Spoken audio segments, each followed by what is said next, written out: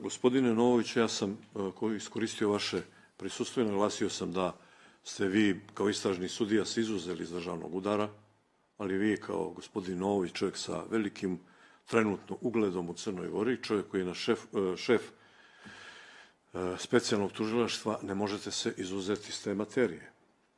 Vi morate da pratite šta se tamo dešava. To je prost slučaj. Njime sam se bavio od prvog momenta, od Pajeve ili Mirovića, od nebuloza Milivoja Katnića i mi smo se ovdje tukli s Milivojem Katnićem. Naravno, neki koji su dobili medalje nakon 30. augusta i tako dalje, neke svoje progone smatraju da su veliki u odnosu na ono što je prošao Milan Knežević, primjera radi, kome su i majku hapsili.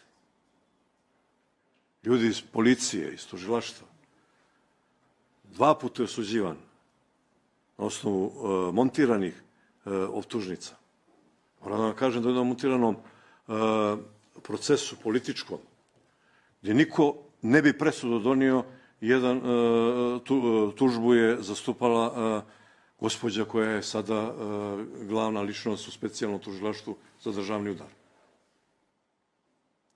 Tako da su to stvari koje treba dovesti do nivoa da se to riješi. I vas pitam sada, znači mi imamo informacije, vjerujem da i vi imate, da je pretresom onoga što je Saša Čađanović imao kod sebe se našlo za advokata Asada pitanja i odgovori protiv lidera Demokratskog fronta u montiranom državnom udaru. Poštovani građani, čujete što sam rekao? Ja ne znam da li glavni specijalni tužilac to zna, ali ako je to tačno, a ja vjerujem da je tačno, to ne može biti tajni podatak, to je najjavniji mogući podatak, samo zbog toga on bi trebao da odgovara. Ne znam da li vi znate to ili ne, čisto sumnjam da niste u posjedu tog podatka. Evo, mi smo prinuđeni, nemojte da shvatite pogrešno. Mi smo u stanju samodbrane, koje je god probao Demokratski front da silom uništi, slomio je zube. Gospodine Abazoviću, želim vama da kažem sljedeću stvar. Ne zamajavaju se Milan Knežević, Andrija Mandić i Demokratski front. Ovdje se radi o drugoj stvari.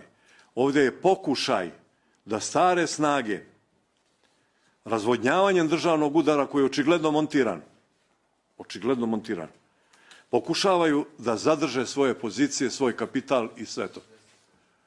I zato sam ja to postavio, jer oni su dvojica DF paradigma jedne borbe protiv organizovanog kriminala. I na kraju da saopštim, ovdje je rečeno da su glavni dokazi stigli iz Srbije. Da se podsjetimo jedne stvari. Izjave Aleksandra Vučića nakon državnog udara isti dan, nazvao ih je voši vozluk, te koji su trebali da izvrše državni udar. Pa je nekoliko dana kasnije rekao da imaju, ovo je pravo da vam kažem, za mene, gospodine Koprivica, centralna tema.